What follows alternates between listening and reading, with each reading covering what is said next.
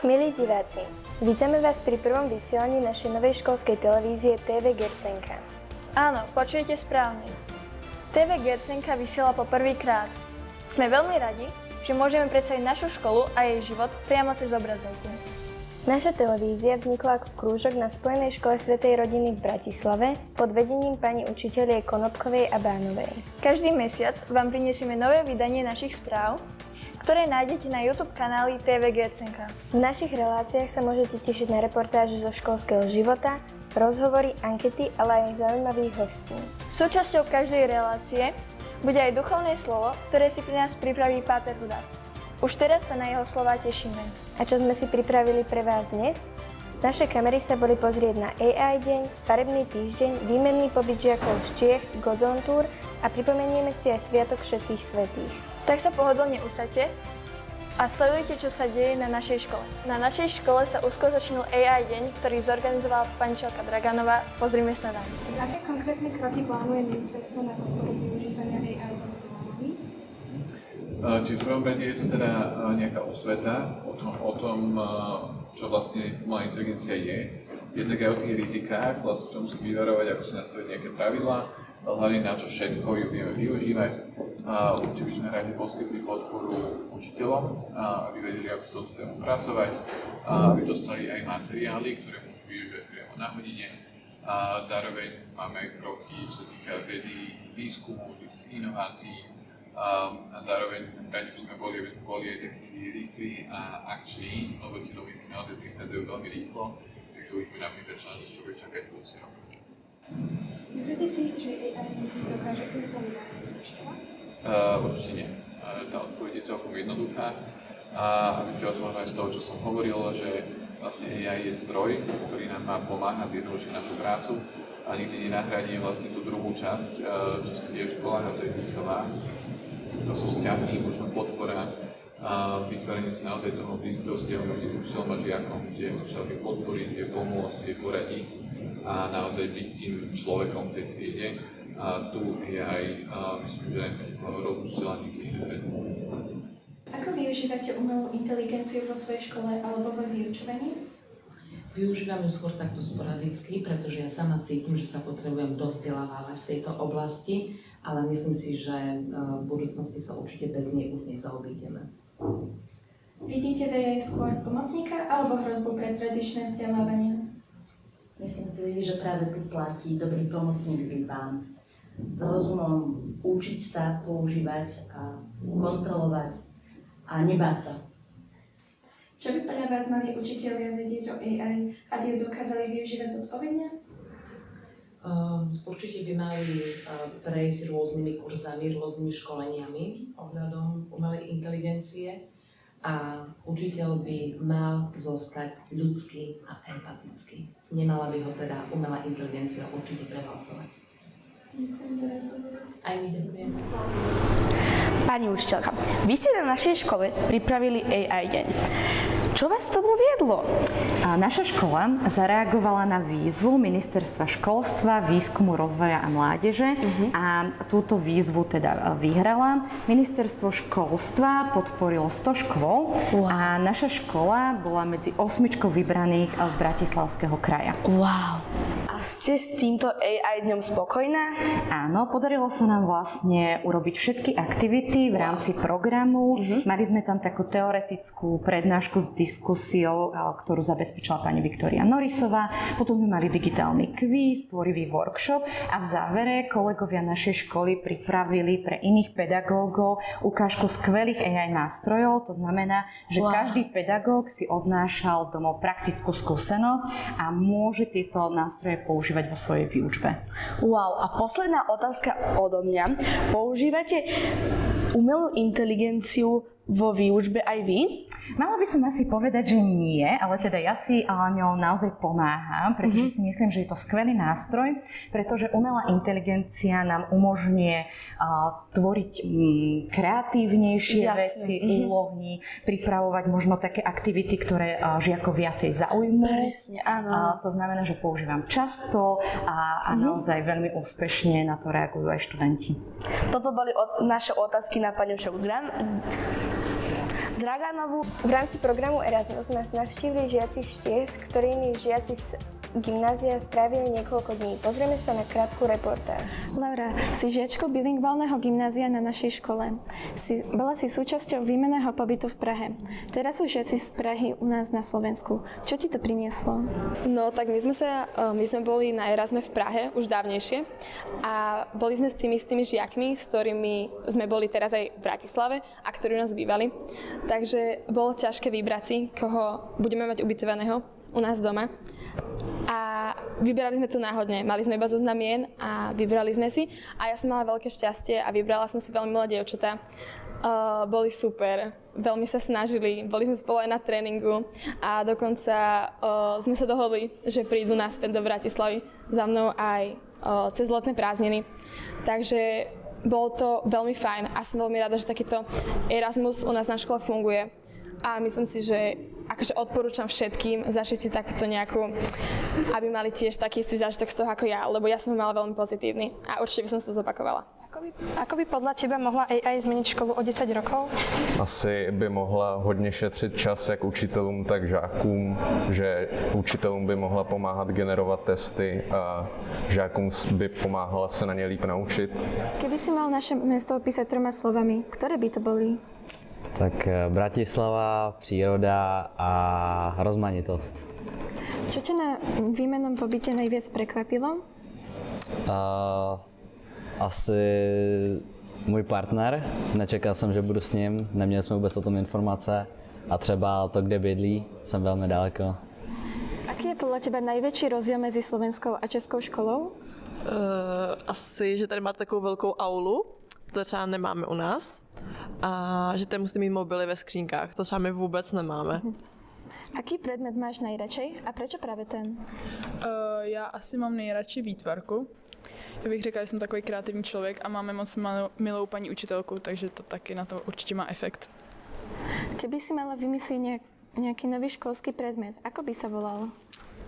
To jsme hodně přemýšleli a asi něco jako zdravá výživa nebo něco o jídle a o zdravém životním stylu, nevím. Skúšala si už našu školskou jedáleň? Ako chutí slovenské menu? Jo, včera jsme byli na karlovarské kapustě. Já nevím, jaká kapusta. Kapusta a bylo to jako dobrý, že chutilo. Čo by si rada oniesla domov? Nejaký zážitok, zvyk alebo slovíčko? Slovíčko určitě cintorín, to se nám zdalo hrozně vtipný, že jsme vůbec nevěděli, co to je. A zážitek asi obecně takhle, jak jsme byli jakoby po té Bratislavě, že asi tak. Děkuji za rozhovor.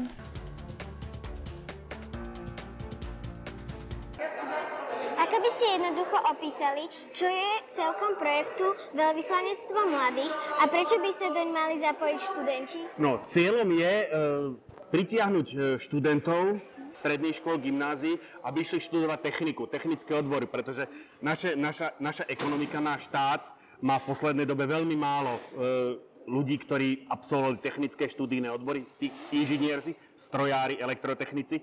No a jedným z cieľov Veľvyslanectva mladých je práve vytvoriť ten záujem alebo prebudiť ten záujem u študentov o tieto technické odbory, že je to zaujímavé, že im to dá zaujímavú prácu a veľmi zaujímavé pracovné uplatnenie.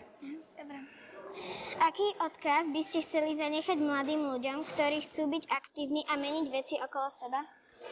To je veľmi vzletná otázka. Študenti, ktorí momentálne študujú na stredných školách, oni si to neuvedomujú, ale žijú ako takú tú najzajímavejšiu časť svojho života, kedy ako môžu príjmať vedomosti, fakticky budujú svoju budúcnosť. Ten odkaz by snáď bol len nepremárniť tento čas a skutočne využiť ho, nechcem povedať, že len na štúdium, však aj zábavou je človek živý, ale skutočne užiť si tú dobu, užiť si ten čas toho štúdia na tej škole a potom aby to potom vedeli zužitkovať v budúcnosti, keď už budú dospelí. Ahojte Anabela a Jakub, povedzte nám niečo o vašom projekte. Vlastne my sme mali projekt s názvom Skillswap a vlastne teda našim motom bolo, že za peniaze vedomosti nekúpiš. A teda my sme navrhli aplikáciu, alebo to bol ten náš nápad, že sme chceli vytvoriť aplikáciu vlastne, ktorá by umožňovala žiakom našej školy, aby sa teda navzájom stretávali a zdokonalovali si svoje akademické zručnosti.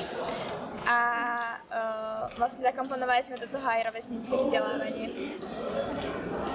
No a tak naše skúsenosti, čo sme vlastne sa aj naučili z toho, že naozaj tá práca v tíme nám môže uľahčiť aj čas, ktorý do toho strávime a že hlavne ten projekt je o tom, že aby sme tímovo spolupracovali a vedeli spracovať informácie. No a do toho projektu nás zapojila naša triedna pani učiteľka Kolková a ešte veľmi nám pomohlo to, že sme dostali aj pomoc od iných učiteľov, čo nebolo ani proti pravidlám, ale tí nás vlastne naučili napríklad citovať z nejakých stránok, že ako, aby sme to nekradli nejaké veci. A hej. A odporúčame to všetkým študentom na našej škole. Môžem sa spýtať, na čom konkrétne pracovali vaši žiaci v rámci tohto projektu a čo ich podľa vás najviac zaujalo alebo prekvapilo? Tak žiaci našej školy najviac pracujú na sociálnych projektoch. V minulom školskom roku si vytvorili aplikáciu, pomocou ktorej chceli pomáhať svojim spolužiakom, že napríklad niekto potrebuje doučovanie z matematiky alebo pomoc so slovenským jazykom alebo s cudzým jazykom, tak vytvorili takú aplikáciu, že si do nej nájdu daný predmet, ťuknú si a nájdu pomoc a tam bude vlastne ako keby taká linka pomoci, kde sa im otvorí študent alebo pán učiteľ, ktorý im s daným učivom pomôže. Ale väčšinou sú to sociálne projekty. V tomto školskom roku si vybral náš žiak našej školy Tomáš aj technické zameranie a chce spracovať tému o železniciach. Takže necháme sa prekvapiť, že o čom to bude celý projekt. Ďakujeme. Ďakujem aj ja veľmi pekne. 24. októbra sa v Bratislave uskutočnil veľký koncert Godzone. Časť z neho sme mohli vidieť aj na našej škole. Ďakujem, že ste boli na našej škole, že ste ukázali aj našim žiakom, aj profesorom, aj učiteľom, aké to vlastne bude na Godzone Tour. A mohli by ste nám aj predstaviť aj ostatným, že ako to vlastne bude prebiehať a čo tam bude. Tak my sme z Godzone projektu, ktorý sa venuje evangelizácii mladým ľuďom a vlastne každý rok Godzone Tour organizuje takéto večerné podujatie v 6 mestách a väčšinou tam chodí okolo 30,000 ľudí dokopy a tohtoročná téma je Vítaj v slobode. Môžeš povedať? Hej, že chceme pozvať mladých do slobody od porovnávania, od výkonu a do takej naozaj skutočnej vnútornej slobody. A ja prečo chodím na Godzone Tour už viac rokov je, že poznám viacej ľudí osobne, ktorí sa tam obrátili, že boli neveriaci a začali práve tam, dostali ten impuls, ten dotyk, po ktorom začali veriť v Boha. A aj viacerých mám kamarátov z farnosti, ktorí boli veriaci, ale tam sa začali aj že skutočne že modliť a začali porážať hriech a takto. Čiže ja naozaj vidím to, že Boh tam koná, chodia tam tisíce ľudí, ale sú tam desiatky premenených alebo stovky premenených životov, čiže preto to v tom vidím taký zmysel. A my sme vlastne z pozvánky na školách máme na starosti. Ten celý vlastne týždeň sme chodili takto do škôl a toto je vlastne predposledná. A vlastne takto je asi ešte ďalších 40 tímov rôznych, aj evangelizácia v mestách a ako keby je to 400-členný tím dobrovoľníkov a aj pracujúcich, ktorí sa takto na týždeň stretnú a idú spolu za jedným. A vlastne v rámci Godzone Touru môžu ľudia zažiť tanec, spev, hudbu, rôzne svedectvá, takisto rap. Je to celé tak vyskladané, aby naozaj každý si prišiel na svoje, aby bol každý niečím povzbudený a oslovený. A na viacerých vlastne tých večerných podujatiach tam bol s nami miestny pán biskup tej diecézy, aj nám takto žehnal, alebo sa prihovoril.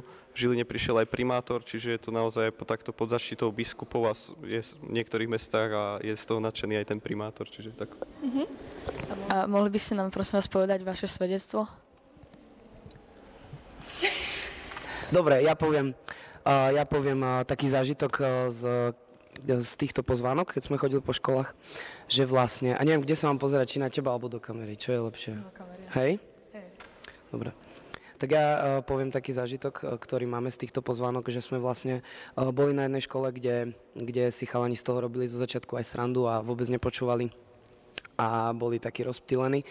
A vlastne to bol možno nejaký taký náš pocit, ale oni reálne počúvali, sústredili sa a naozaj ich to zaujímalo. A potom sme sa dali do reči a vlastne povedali mi, že prídu, že jeden zavolal aj trénerovi a zrušil tréning, že príde až o týždeň. A potom večer mi poslali videjko, kde stoja celá partia a že kričali si tie refrény a radovali sa z toho, že tam mohli byť. Takže takéto rôzne zážitky, že niekedy mladí ani nechcú, ale potrebujú iba tak pozbudiť, či už od spolužiakov alebo od nejakého človeka z okolia, ktorý ich tak poštuchne a povie, že choď, a potom naozaj sú radi a neľutujú. Tak ďakujeme za reportáž.